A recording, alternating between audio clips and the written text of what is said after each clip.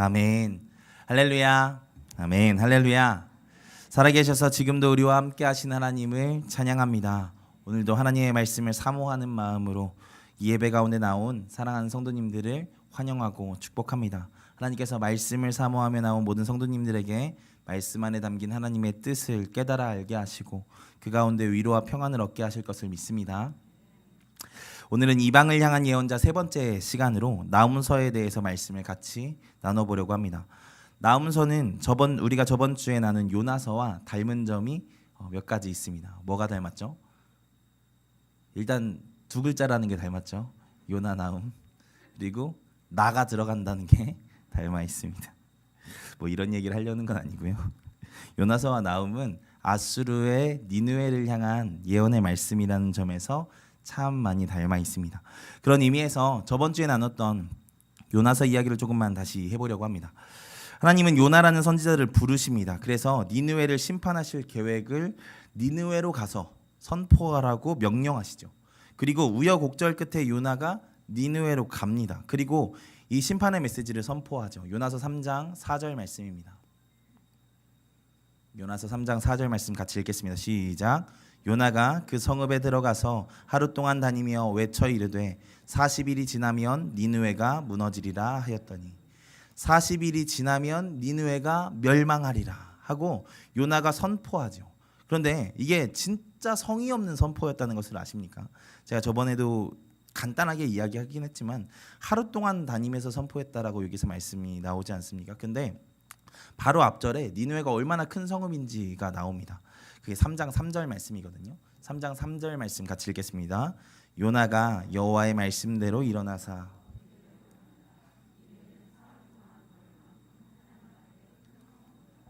아니 사흘 동안 걸어야 다 돌아다닐 곳에서 하루 동안 선포했대요. 얼마나 성의가 없습니까? 그리고 그 사흘이라도 돌았어야 되는 건가 싶은 생각도 들리는데 조금 우리가 예언자에 대한 기대감이 있잖아요. 40일 후에 니느웨가 멸망한다고 했으면 39일까지는 좀 선포를 해줬어야 되는 거 아닌가. 좀 성의가 있는 예언자라고 하면 좀 그런 열심 정도는 있어야 되는 거 아닌가? 이런 생각들을 갖잖아요. 근데 참 요나 한결같이 아주 우리의 기대를 무너뜨리는 행동을 하죠. 그런데 이렇게 성의 없는 선포를 했는데요. 이 성의 없는 선포를 듣고 니느웨 백성들이 어떻게 합니까? 3장 5절에서 회개하고 배를 잇고 금식을 하죠. 제가 읽어드리겠습니다. 니느웨 사람들이 하나님을 믿고 금식을 선포하고 높고 낮은 자를 막론하고 굵은 베옷을 입은지라라고 이야기를 하죠. 그들은 그 성의 없는 선포에도 반응하고 회개하기 시작했습니다. 그 회개 운동은 왕에게까지 전해져서 국가적인 회개의 역사가 일어나게 되죠. 그래서 하나님께서 이 아수르를 향한 하나님의 심판의 계획을 돌이키지 않으십니까? 이게 요나서에서 기록된 아수르에 대한 내용들입니다. 이렇게 요나서에서 아수르는 회개하고 하나님을 믿음으로 심판을 피했던 민족입니다. 정말 하나님의 은혜를 한 번 정도 진하게 경험했던 민족이죠. 근데 나훔서에서의 아수르는 이런 용서의 여지가 주어지지 않습니다. 하나님은 아수르를 철저히 심판하시겠다는 계획을 나훔서에서 밝히시죠. 도대체 왜 요나서에서의 하나님과 나훔서에서의 하나님이 이렇게 다르신 것일까요? 같은 나라인데 아수르인데 같은 나라 아수르인데 요나서에서는 그들을 그래도 귀하게 여기시고 용서하실 계획들을 가지고 움직이시지만 나훔서에서는 왜 철저하게 심판하시겠다고만 말씀을 하시는 것일까요? 오늘은 바로 이 나훔서에 나온 하나님의 뜻을 말씀을 통해서 살펴보려고 합니다. 바라기는 이 안에 담긴 하나님의 심판의 메시지를 듣고 깨닫고 위로받는 시간이 되기를 소망합니다. 앞서 이야기한 것처럼 나훔서는 나훔이라는 선지자가 쓴 예언서입니다. 나훔서 1장 1절의 말씀 보겠습니다. 같이 읽겠습니다. 니느웨에 대한 경고 곧 엘고스 사람. 이 말씀을 보시면 아시겠지만 나훔서를 쓴 나훔이라는 인물이 누구였는지 참 제대로 알기가 힘든 사람이라는 걸 말씀을 통해서 알 수 있습니다. 나훔이 엘고스 사람이었다는 것 빼고는 다른 정보가 없잖아요. 누구의 아들이었다거나 하는 정보들이 없습니다. 다만 지역 이름만 달랑 나옵니다. 그런데 더 당혹스러운 것은 그나마 있는 엘고스라는 지명도 아직 어디 지역인지 정확하게 밝혀지지 않았다는 것입니다. 정말 베일에 쌓인 인물이죠. 뭐 유대 지역이었다, 이스라엘의 변방이었다, 뭐 이렇게 이야기를 하는 사람들도 있지만 아직 정확하게 밝혀지진 않았습니다. 다만 그가 언제 살았던 사람인지는 나훔서의 내용을 통해서 추측해 볼 수 있습니다. 나훔 3장을 보면 이런 말씀이 나오죠. 나훔 3장 8절 말씀입니다. 같이 읽겠습니다. 시작. 내가 어찌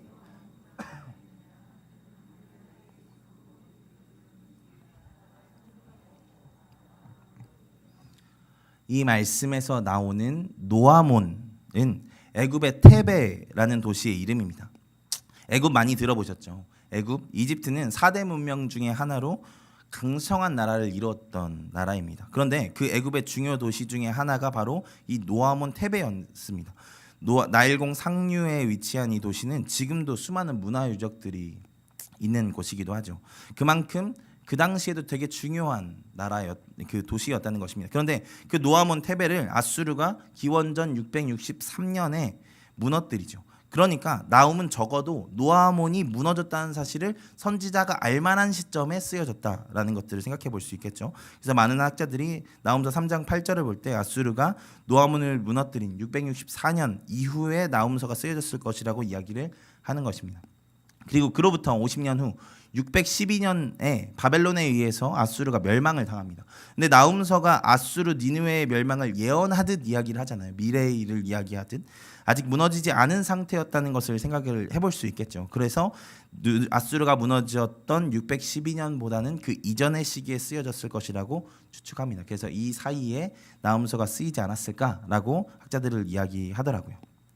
이 아수르는 요나서에서 설명했던 것처럼 당시를 호령했던 대제국이었습니다.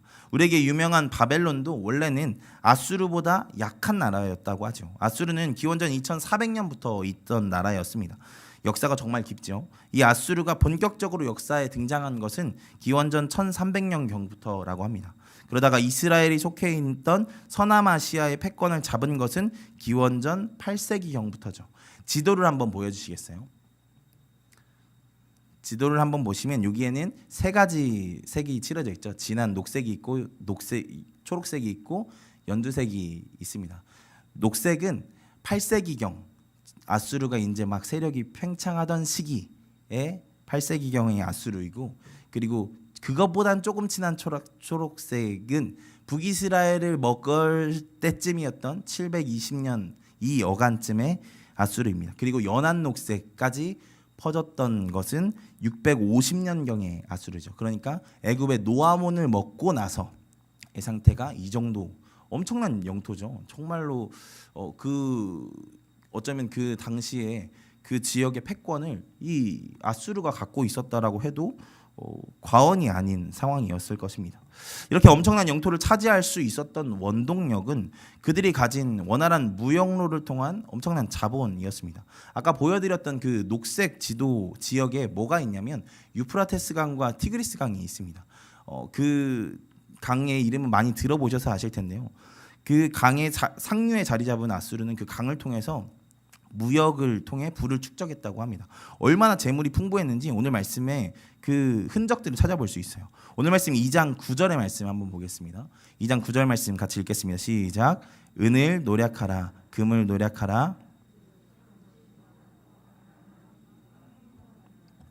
니느웨를 점령하고 노략하는 장면들을 그리는데 여기에서 뭐라고 이야기하냐면 그 안에 재물이 얼마나 많은지 저축한 것이 무한하다고 이야기를 하고 있습니다. 아름다운 기구들이 풍부하대요. 그만큼 아수르는 재정적으로 아주 훌륭한 나라였다는 것입니다. 그리고 그렇게 잘 살게 된 그 재정과 재물을 이용해서 엄청난 군대를 만들죠. 그리고 그것으로 정복 전쟁을 하며 그들의 재물과 영역을 더욱 늘립니다. 사진 하나 보여드리겠습니다. 이게 잘 보이실지 모르겠는데 이쪽 편에 있는 사진은 아수르의 정복 전쟁의 그 상황들을 벽화로 그린 것입니다. 그들은 엄청난 군대와 최신의 무기로 그 지역의 여러 나라들을 공격했죠. 여기에 조금 밑에 부분이 사실은 원래 그림이 있었는데 제가 그림이 잘렸네요. 거기에 뭐가 있냐면 포로들이 이렇게 막 끌려가는 장면들이 있어요. 그러니까 아수르가 전쟁에서 승리하고 그 정복민들을 끌고 가는 그런 전쟁들을 아수르가 많이 해왔다라는 이것들을 볼 수 있겠죠. 그리고 그 옆에 그림을 보시면 이게 무슨 그림인 것 같으세요? 사람이 떠 있죠. 뭔가 매달려 있는 것 같지 않으세요? 정복민들을 죽여서 나무에 매달고 승전의 그 축하를 하고 있는 장면입니다. 엄청 잔인하지 않습니까? 사람을 막대기에 매달고 저렇게 다닌다. 그 다음 사진도 하나 보여주시겠어요? 여러분 이 사진을 보면 뭐 무슨 사진인지 싶지만 잘 보시면 저 가운데 있는 사람의 손과 발이 없습니다. 그리고 밑에를 보면 손과 발이 막 이렇게 한 3-4개씩 막 떨어져 있죠. 아수르는 정복한 사람들 민족의 사람들의 손과 발을 그 전리품으로 취해 갔다라고 합니다. 그리고 그 옆에를 보면 머리가 이렇게 장식된 어떤 장식물이 있죠. 그러니까 사람의 머리로 저렇게 꾸밀 정도로 엄청나게 잔인하고 잔혹한 성향을 가진 사람들이었다는 거죠. 4번째 사진만 한 번 더 보겠습니다. 이게 무슨 그림이냐면 사람의 다리를 붙잡고 있죠. 이게 뭐냐면 산채로 가죽을 벗기는 것을 이렇게 그림으로 표현한 것이라고 합니다. 무섭지 않습니까? 어떻게 이런 잔인한 방법들을 왜 굳이 썼을까라는 생각들이 들 정도로 정말 잔인한 모습들을 아수르가 보여주고 있죠. 포악하기 이를 데 없는 사람들이 바로 이 아수르 사람들이었다는 것입니다. 그렇게 이들이 포악하게 정복민들에 대한 것은 아마도 공포를 심어주어서 반역을 못하게 하기 위함이었겠죠. 사실 아수르는 내란이 엄청 많은 나라였거든요. 기억하실지 모르겠지만 제가 전에 수요 예배 때 8세기 문서 예언자에 대한 시리즈를 하면서 아수르에 대해서 잠깐 이야기를 한 적이 있습니다. 그때 그 북이스라엘이 번성하고 팽창할 수 있었던 이유 중에 하나가 아수르가 내전으로 외치에 신경을 쓰지 못하는 상황이었기 때문에 그렇게 번성할 수 있었다라는 말씀을 드린 적이 있었죠. 그런 기억들, 그런 안 좋은 상황들이 이 아수르에게 많았었기 때문에 아주 무섭게 정복민들을 압제하고 공포를 심어서 다시는 까불지 못하게 만들어야겠다라는 생각들이 아수르에게 있었던 것 같아요. 그렇게 해서 폭력을 통해서 평화를 유지하려고 했다는 것이죠. 이것이 바로 아수르라는 나라입니다. 요나서의 아수르가 아니죠. 보잘것없는 선지자의 말에도 귀를 기울이고 회개했던 모습은 온데간데 없이 폭력만 남은 것이 아수르였습니다. 사실 그래서 하나님이 나훔 선지자를 통해서 아수르의 멸망을 예언한 것입니다. 그들이 회개한 이후에 잘 살아야 되는데 그렇지 않고 더 악한 삶을 살았기 때문이죠. 종종 그런 믿음을 가진 사람들이 있습니다. 한번 회개해서 예수 믿었으면 천국은 그냥 우리에게 따라오는 당연한 결과라고 말이죠. 근데 성경에서 하나님은 절대로 그렇게 회개한 이후에 악행을 묵인하시는 분이 아닙니다. 나훔서 1장 3절의 말씀을 한번 보겠습니다. 같이 읽겠습니다. 여호와는 노하기를 더디하시며 권능이 크시며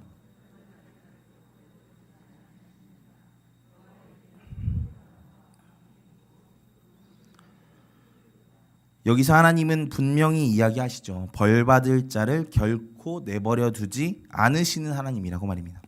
그래서 하나님은 나훔서에서 아수르를 향해 그렇게 맹렬하게 진노하며 벌하실 것을 예언하시는 것입니다. 그 말들이 너무 무섭고 독해서 어떤 학자들은 이 나훔서를 혐오 찬송 모음집이라고 부르기도 한다고 합니다. 그만큼 하나님의 그 무서운 진노의 말씀들이 가득 차 있는 말씀이기 때문이겠죠. 근데 여러분 이것을 꼭 기억하셔야 됩니다. 하나님께서 요나서 이후에 나훔에 이르기까지 약 200년에 가까운 시간들을 아수르에게 주셨다는 것을 말입니다. 그 200년이라는 시간은 어떤 시간이었겠습니까? 마음 놓고 악을 행하라고 방치하시는 시간이었을까요? 절대 아니겠죠. 아이를 키우다 보면 더 컸을 때는 모르겠지만 적어도 6살, 7살 때 거짓말하는 것은 눈에 보이잖아요. 한 번은 저희 딸이 저희 아내에게 짜증나라고 이게 얘기를 했었나 봅니다. 그래서 저희 아내가 이제 훈육을 하는데 거짓말로 자기 안 했다고 계속 이제 우기는 상황이었습니다. 그래서 이제 제가 다 훈육을 하기 위해서 이제 아이를 직접 불렀어요. 불러서 제가 직접 보지는 못했으니까 아이 눈을 보면서 너 짜증나라고 이야기를 했어?라고 물어보니까 안 했대요. 근데 딱 눈을 보니까 제 눈을 못 마주쳐요. 계속 이러면서 안 했어. 뻔하잖아요. 너무 잘 보이지 않습니까? 나이 더 많아지면 제가 속을지 모르겠지만 너무 뻔하잖아요. 그래서 제가 몇 번을 물어봤습니다. 너 엄마한테 짜증나라고 했어? 안 했어. 안 했어. 안 했어. 계속 이러는 거죠. 근데 끝까지 안 했대요. 그래서 그러면 너 아까 뭐라고 했어? 그 짜증나라고 안 했으면 그럼 뭐라고 했어? 그러니까 길이 미끄럽네 라고 했대요. 그게 뻔히 아닌 거 알잖아요. 저는 아이를 사랑하는 마음에 아이가 정직하게 말할 시간을 주는데 아이는 그 시간을 악을 덮기 위해 거짓을 더하는 데 쓰더라고요. 그러면 우리가 그렇다는 거죠. 그러면 어떻게 해야 되겠습니까? 진노의 막대기가 이제 나가는 것이겠죠. 그러니까 아수르에게 주어진 200년의 시간은 그들을 향한 악의 허용이 아니라 아수르가 비록 회개한 이후로 다시 죄를 지었지만 그들이 회개를 기다려주시는 하나님의 자비의 시간이었다는 것을 알아야 된다는 것이죠. 그래서 방금 3절의 말씀 첫머리에서 하나님을 어떻게 표현합니까? 노하기를 더디하시는 하나님이라고 고백하지 않습니까? 그러니까 요나서의 하나님과 나훔의 하나님은 다른 하나님이 아닙니다. 하나님은 충분히 시간을 주셨고 돌아올 수 있는 시간들을 충분히 주시는 것이죠. 그래서 여러분, 우리가 회개한 이후에 죄를 지어도 별일 없는 것은 하나님이 우리에게 악을 이제부터 허용하시는 것이 아니라 다시 돌이켜 회개할 기회들을 주시는 것이라는 것을 여러분 꼭 기억하셔야 됩니다. 그래서 우리가 이 시간을 놓치면 안 됩니다. 회개할 수 있는 이 생의 시간을 말입니다. 혹시 하나님 앞에, 사람 앞에 부끄러운 죄를 짓고 돌이키지 않으신 분이 있으십니까? 하나님 앞에 돌이켜 회개하시는 여러분 되기를 소망합니다. 하나님은 노하기를 더디하신 하나님이십니다. 우리를 사랑하셔서 말입니다. 하지만 끝까지 완고하게 고집을 부리고 악을 행하는 자에게는 반드시 벌하신 하나님이십니다. 그게 안 되면 선하게 살아간 사람들이 그 하나님을 우리가 신뢰할 수 있겠습니까? 그럴 수 없겠죠. 그렇게 정의의 하나님이시기에 우리가 하나님을 신뢰하고 우리가 이 땅에서도 그리스도인의 삶을 성실하게 살아갈 수 있는 것이지 않겠습니까? 그러니까 바라기는 돌이켜 하나님 앞에 부끄러움 없는 삶을 살아가는 우리가 되기를 소망합니다. 이것이 나훔서의 배경이 되는 아수르의 역사와 그 가운데 있는 하나님의 마음입니다. 회개하기를 원하셨던 하나님, 하지만 결국에는 회개치 않은 자를 심판하셔야만 하는 하나님의 마음 말입니다. 그 하나님의 심판은 무섭게 임하죠. 그게 나훔서의 내용입니다. 나훔서의 내용을 간략하게 잠깐 나누자면 나훔서 1장은 열방을 향한 하나님의 심판에 대해서 소개합니다. 1장 2절에서 하나님은 질투하시며 보복하시고 보복하시면서 진노하신 하나님, 그렇게 자기를 대적하는 자에게 진노하신 하나님으로 소개되고 있죠. 그 하나님께서 진노하시면 바다가 말라지고 강도 말리신다라고 4절에서 고백합니다. 그 말씀 한번 읽어보겠습니다. 1장 4절 말씀입니다. 같이 읽습니다. 그는 바다를 꾸짖어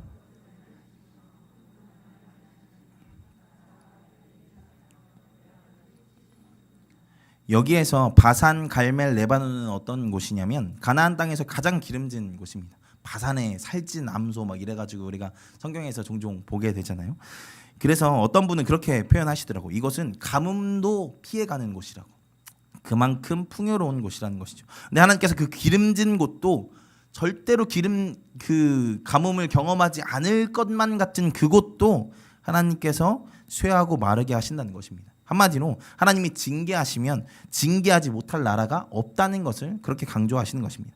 이런 하나님의 강하심, 세상의 수많은 강한 나라조차도 하나님의 심판의 범위 안에 있다는 것을 강조하는 것이 1장에서의 말씀입니다. 그리고 2장에서 본격적으로 아수르, 그중에서도 니느웨를 심판하실 모습을 보여주시죠. 2장 1절의 말씀도 한번 읽어보겠습니다. 같이 읽겠습니다. 파괴하는 자가 너를 치러 올라왔나니 지키며 길을 파수하며 내 허리를 견고히 묶고 내 힘을 크게 굳게 할지어다. 이게 그냥 우리 개역개정으로 읽으면 이게 니느웨한테 하는 말인가 유다한테 하는 말인가 좀 헷갈리시죠. 뭔가 독려하는 내용인 것 같잖아요. 쳐들어올 거니까 니네 잘 지켜야 돼 라고 이야기를 하는 것 같죠. 네, 새 번역으로 한번 보겠습니다. 2장 1절 새 번역으로 한번 읽어보겠습니다. 시작. 침략군이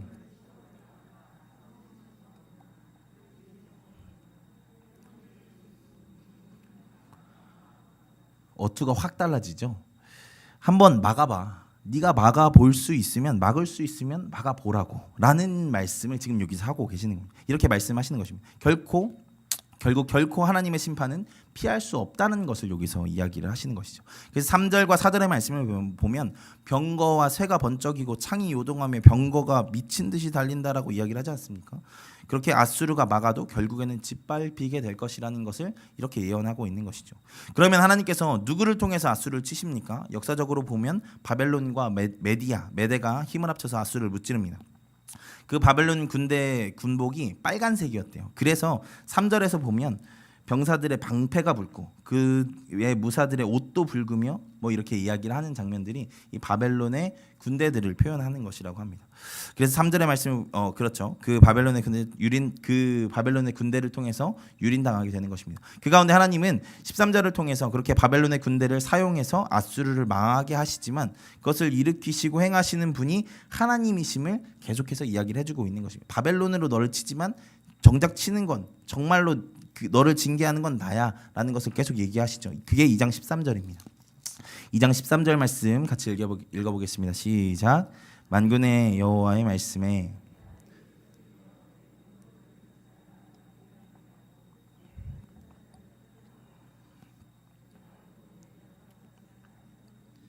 내 파견자의 소리가 다시는 들리지 아니하리라 하셨느니라.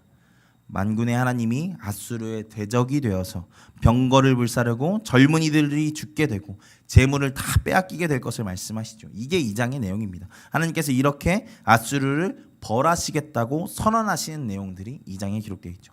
그리고 3장에서 그 아수르를 심판하신 이유가 등장합니다. 그게 3장 1절입니다. 화 있을진저 피의 성이여 그 안에는 거짓이 가득하고 포악이 가득하며 탈취가 떠나지 아니하는도다. 하나님은 아수르를 향해 피의 성읍이라고 부르십니다. 원문을 보면 피가 복수입니다. 피들의 성읍이죠. 그러니까 수많은 사람들의 피로 지어지고 세워진 성읍이 니느웨라는 것입니다. 그들은 거짓이 가득한 삶을 살았고 포악이 가득하며 탈취가 떠나지 않는 자들이라고 이야기를 합니다. 그들은 그렇게 그들이 가진 무기로 폭력으로 주변 나라들을 압제하고 괴롭히는 역할들을 했죠. 3장 3절만 한번 읽어보겠습니다. 같이 읽겠습니다. 시작. 충돌하는 기병, 번쩍이는 칼, 번개 같은 창, 죽음당한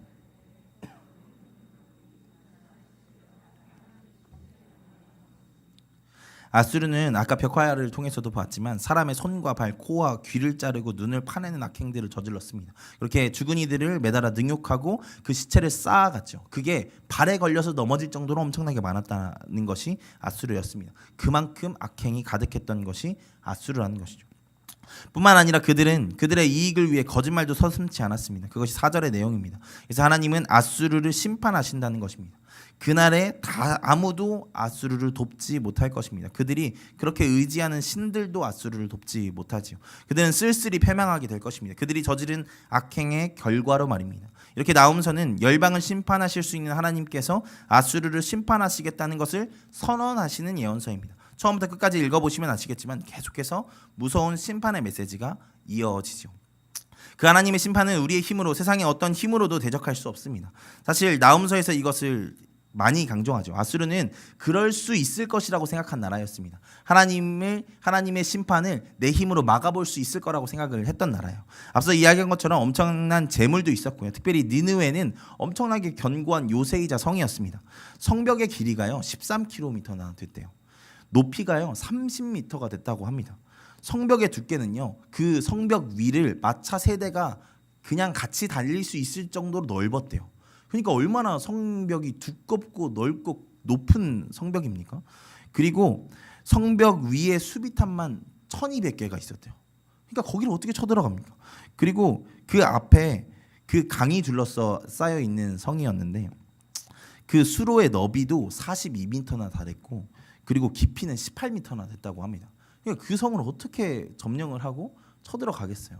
상식적으로 이런 데를 어떻게 쳐들어가겠습니까? 그래서 아수르는 이 성을 믿고 누가 우리를 쳐들어와, 누가 우리에게 대적을 해, 나를 쳐들어와도 나를 해할 자 아무도 없을 거야 라고 생각을 했던 것이죠.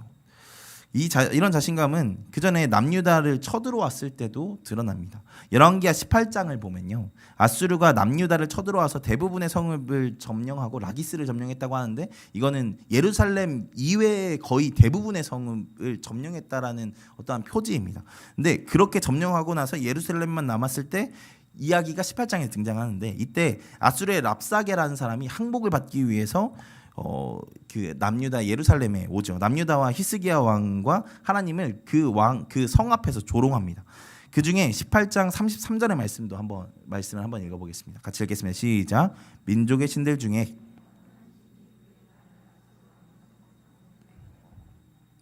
얼마나 무서운 얼마나 대단한 그 포부의 말입니까? 민족의 신들 중에 아수르 왕의 손에서 그 땅을 구원한 신이 없다라는 것입니다. 아수르 왕이 짱이라는 것이죠. 신이라도 아수르 왕에게 대적할 수 없다라고 이야기를 하는 것입니다. 엄청난 자신감이죠.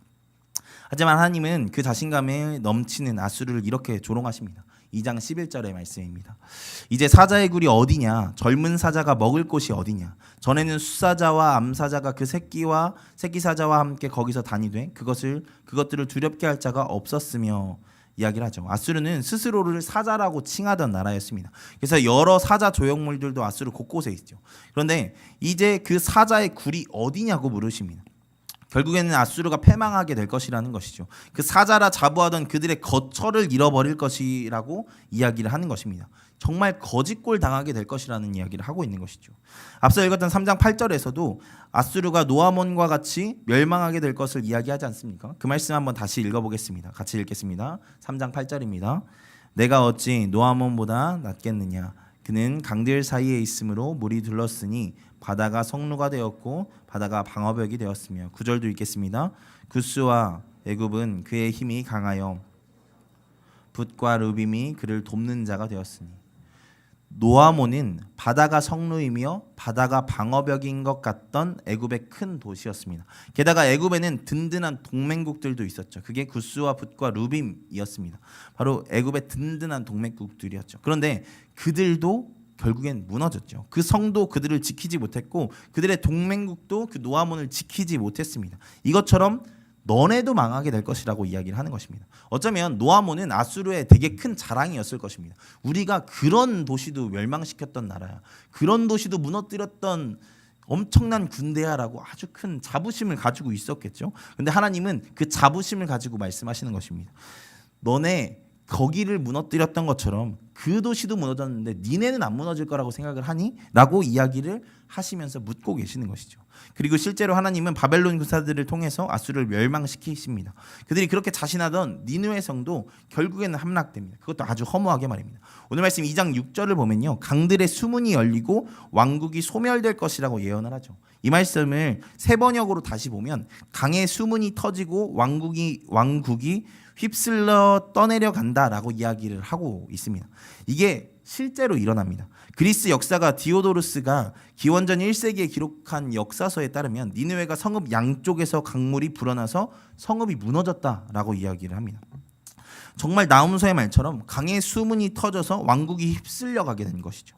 얼마나 처참하게 무너졌던지 2000년간 아수르의 니느웨가 발굴되지 않았었다고 합니다. 그래서 2000년간 발굴되지 않다가 1800년대쯤에 니느웨 성이 그제서야 발굴됐다라고 이야기를 하죠.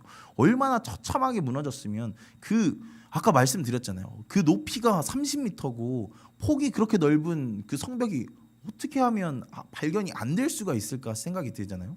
근데 그게 얼마나 처참하게 무너졌으면 그게 2000년 후에나 발견이 될 정도로 처참하게 무너졌다는 것이죠. 하나님께서 그 난공불락의 요새를 그들이 가장 신뢰하던 것으로 무너뜨린 것입니다. 하나님 앞에서는 불가능은 없습니다. 하나님의 결심과 계획은 우리의 힘으로 대적할 수 없습니다. 아수르는 자기 자신의 재물과 환경과 권력이 어떤 위협 속에서도 자신들을 지켜줄 것이라고 확신했지만 역설적이게 하나님께서 아수르가 신뢰하는 그것으로 멸망당하게 만드신 것이죠. 때로 우리가 아수르와 같은 생각을 가지고 살아갈 때가 있습니다. 물론 우리가 우리의 힘으로 하나님을 대적하겠어라고 이렇게 생각하며 살아가지는 않겠죠. 그런데 우리의 삶에서 하나님의 자리를 잃게 만들지는 않고 있습니까? 우리의 소망이 하나님이셔야 하고 우리의 방법이 하나님이셔야 되고 우리가 가장 신뢰하는 것이 하나님이셔야 하는데 그렇지 못한 삶을 살고 있지는 않냐는 것입니다. 아무 문제 없으면 우리는 기도하는 것을 조금 소홀히 합니다. 왜냐하면 내 삶에 마치 니느웨 같지는 않을지라도 어쨌든 든든한 안전한 상황들은 나의 삶 가운데 있으니까요. 그러니까 더 이상 하나님을 의지할 필요가 없다라고 느낄 수 있겠죠. 그리고 문제가 생겨도 똑같습니다. 내 삶에 무슨 큰 문제가 생기고 자녀의 학업이 중요한 목표가 생겨가지고 막 이렇게 상황들이 생기면 제일 먼저 기도하고 예배하는 시간을 먼저 줄이게 되지 않습니까? 일단 급한 것부터 먼저 해결하고 하나님을 예배하겠다고 이야기하기도 하죠. 근데 하나님은 그런 신앙을 원하지 않으신다는 것입니다. 하나님은 하나님을 의지하는 자를 찾으십니다. 우리의 힘과 능력과 시간을 의지하지 않고 하나님을 의지하는 자 말입니다. 그래서 나훔서는 그 무서운 징계의 말씀 사이에 이런 말씀들을 틈틈이 하고 있는 것이죠. 나홈서 1장 7절입니다. 같이 읽겠습니다. 여호와는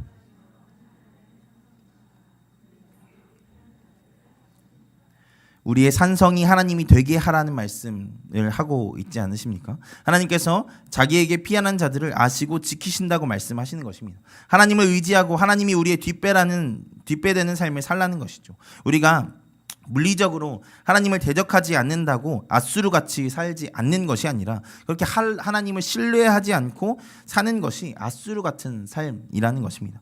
바라기는 우리가 아수르의 신학을 가지고 사는 자들이 되지 않기를 소망합니다. 두 주먹 붉은 피 믿고 따르는 자가 되지 않기를 소망합니다. 하나님만이 우리의 소망이십니다. 하나님만이 우리의 방법이십니다. 오늘 제가 나눠드렸던 프린트의 유일한 빈칸을 이제 채워보려고 합니다. 나홈서의 이름의 뜻을 제가 빈칸으로 두었죠. 나홈의 이름은 위로라는 뜻을 가지고 있습니다. 근데 이상하지 않습니까? 우리가 지금까지 살펴본 나훔은 위로가 아니라 공포의 예언서잖아요. 무서운 심판의 내용들로 가득했던 것이 나홈서의 내용이지 않습니까? 그런데 어떻게 그렇게 선포하는 선지자의 이름이 위로일 수 있을까요? 너무 역설적이죠. 어떻게 이 심판의 메시지가 위로가 될 수 있을까요? 근데 여러분, 우리가 이것을 기억해야 됩니다. 사실 이 나홈서의 선포는 어쩌면 니느웨로 가서 선포되지 못했을 수도 있습니다. 아무래도 이 글을 쓰는 나홈이 이스라엘 백성이고 그가 살던 지역도 밝혀지지는 않았지만 남유다나 북이스라엘 영토의 어딘가쯤이라고 추측되기 때문이죠. 그리고 이것이 정경으로 들어와서 이스라엘 민족 앞에서 더 많이 읽혀졌다라는 것들도 우리가 이게 니느웨를 향한 선포이기보다 이스라엘 민족을 향한 선포일 수 있겠다라는 생각들을 해볼 수 있지 않겠습니까? 그러면 그런 이들에게 아수르의 멸망에 대한 예언의 선포는 어떤 메시지로 다가올까요? 그들의 오랜 원수를 하나님께서 갚아주시는 사건이지 않았겠습니까? 그들을 괴롭게 하던 현실을 바꿔주실 것이라는 희망이지 않았겠습니까? 버림받았다 생각했던 그들의 현실을 하나님이 기억하시고 갚으신다는 것, 그 메시지이지 않겠습니까? 그래서 나홈서가 큰 위로일 수 있는 것이겠죠. 그래서 이 선지자의 이름이 나훔, 위로일 수 있는 것입니다. 이 말씀을 듣는 회중에게 하나님께서 일하시고 갚아주시고 역사하신다는 메시지이기 때문입니다. 그 대적이 얼마나 강하고 얼마나 높고 얼마나 대단한 것을 가지고 있던지 간에 하나님께서 반드시 갚으시고 그 성벽을 무너뜨리실 것이라는 희망을 주시는 것이니까요. 그래서 결국 앞서 이야기한 것처럼 하나님을 의지하라고 이야기하는 것입니다. 1장 12절과 13절의 말씀도 마지막으로 한번 보겠습니다. 같이 읽겠습니다. 여호와께서 이같이 말씀하시기를 그들이 비록 강하고 많을지라도 반드시 멸절을 당하리니 그가 없어지리라. 내가 전에는 너를 괴롭혔으나 다시는 너를 괴롭히지 아니할 것이라. 이제 내가 지은 그 멍에를 내가 깨뜨리고 내 결박을 끊으리라. 하나님께서 이스라엘 백성의 괴로움과 결박을 끊으시겠다는 것입니다. 그러니까 어떻게 하라고? 하나님을 신뢰하라고 이야기하는 것입니다. 그래서 나홈서의 겉으로 보이는 메시지는 아수르를 향한 맹렬한 심판의 메시지이지만 그 진심은 그 백성을 위로하시는 하나님, 그의 자녀된 백성의 슬픔을 알아주시는 하나님의 위로의 말씀인 것입니다. 하나님은 하나님을 신뢰하며 살아가는 자의 삶을 책임지십니다. 하나님께 삶을 의탁하는 자들을 외면하지 않으십니다. 억울하고 괴로운 수많은 하나님을 떠날 이유 속에서도 하나님을 붙드는 자들의 기대를 절대로 저버리지 않으십니다. 바라기는 이 나홈서의 하나님을 기억하며 우리 삶 속에서도 하나님을 소망하며 살아가는 우리가 되기를 소망합니다. 하나님께서 책임지실 것입니다. 도우실 것입니다. 요즘 참 많이 어려운 시간들을 보내고 계신 분들이 많이 있다라는 것들을 듣고 있습니다. 사실 제가 청년부를 담당하고 있다 보니까 청년들 안에서도 참 마음 아픈 이야기들을 가지고 살아가는 청년들이 많이 있습니다. 네, 여러분, 하지만 하나님께서 그런 우리를 위로하기를 원하십니다. 도우시고 회복하기를 원하십니다. 그리고 반드시 그렇게 하실 것입니다. 그러니까 그 하나님 믿고 신뢰하는 우리가 되기를 소망합니다. 그렇게 위로의 하나님을 바라보며 기대하며 살아가는 우리가 되기를 주님의 이름으로 축원드립니다. 우리 말씀을 생각하시면서 같이 기도하겠습니다. 우리 같이 기도하실 때 하나님, 때로는 우리의 상황이 아수르 앞에 있는 것 같고 절대로 바뀌지 않고 절대로 내 삶에 역전이라는 없는 것 같은 순간일지라도 하나님이 역전시키실 수 있는 하나님이신 줄 믿습니다. 이 나훔서를 통하여서 하나님 위로하신 하나님이시고 하나님을 신뢰하는 자를 도우신 하나님이심을 배웠사오니 우리가 그 하나님 믿고 의지하며 나아가는 귀한 자 되게 하여 주옵소서라고 우리 말씀을 기억하시면서 같이 주여 한번 외치고 같이 기도하며 나아갑니다. 주여, 오 살아계신 하나님 아버지 감사합니다. 우리에게 귀한 나훔서의 말씀을 읽게 하시고 그 말씀 가운데 하나님의 뜻을 분별하고 기억하게 하신 하나님 감사합니다. 하나님, 우리의 교만함을 꺾으시는 하나님이심을 우리가 배웁니다. 하나님, 우리가 어떠한 것으로 하나님을 대적할 수 없는 것을 기억하며 하나님을 의지하는 자 되게 하여 주옵소서. 하나님, 아수르의 생각과 아수르의 신학을 가지고 살아가는 것이 아니라 하나님만이 우리의 소망 되시고 우리의 희망 되시고 우리의 산성 되심을 기억하며 나아가는 우리가 될 수 있도록 주님께 우리의 희망이 있고 우리 주님께 우리의 소망이 있음을 배우며 나아가는 우리가 될 수 있도록 주님 아버지 역사하여 주옵소서. 하나님, 이 나훔서의 말씀이 하나님 그냥 흘러가는 말씀이 되지 않게 하시고 하나님 위로가 필요한 자에게 위로가 주어지는 귀한 시간 되게 하여 주시고 하나님 그 말씀이 그 사람 가운데 하나님 위로를 눈물을 닦아주시는 귀한 하나님의 말씀이 될 수 있도록 하나님께서 역사하여 주옵소서. 하나님, 우리 사랑하는 성도님들의 삶 하나님 녹록하지 않고 힘들고 버겁고 어려울 수 있지만 하나님 위로 되신 하나님, 갚으신 하나님, 우리를 주목하고 계신 하나님, 우리를 기억하고 계신 하나님을 날마다 기억하며 바라보며 나아갈 수 있는 이 사랑하는 성도님들 될 수 있도록 주님 아버지 역사하여 주옵소서. 그렇게 삶의 현장 가운데서 날마다 승리하며 나아갈 수 있는 이 사랑하는 성도님 될 수 있도록 주님 붙잡아 주옵소서. 사랑하는 하나님 감사합니다. 나훔서의 말씀을 통하여 가장 먼저는 아수르의 악행이 절대로 악행만 하는 삶은 하나님께서 용서하지 않는다는 것, 그 악행의 결과를 반드시 심판하신다는 것을 배웠사오니 하나님, 우리의 작은 악행도 하나님 앞에 회개하며 나아가는 우리가 될 수 있도록 주님 붙잡아 주옵소서. 하나님, 또한 아수르의 심판이 이스라엘 민족에게는 위로였다는 것을 말씀을 통해서 배웠습니다. 하나님, 절대로 무너지지 않을 것 같던 아수르도 무너뜨리셔서 하나님께서 원수를 갚아주셨던 것처럼 우리의 삶의 수많은 문제들, 어려움들, 절대로 극복되지 않을 것 같은 그 모든 문제들 가운데서도 하나님께서 일하시고 역사하실 것을 믿습니다. 우리도 나움, 그 위로의 하나님을 날마다 경험하며 살아가는 귀한 성도님들 될 수 있도록 주님께서 붙잡아 주시옵소서.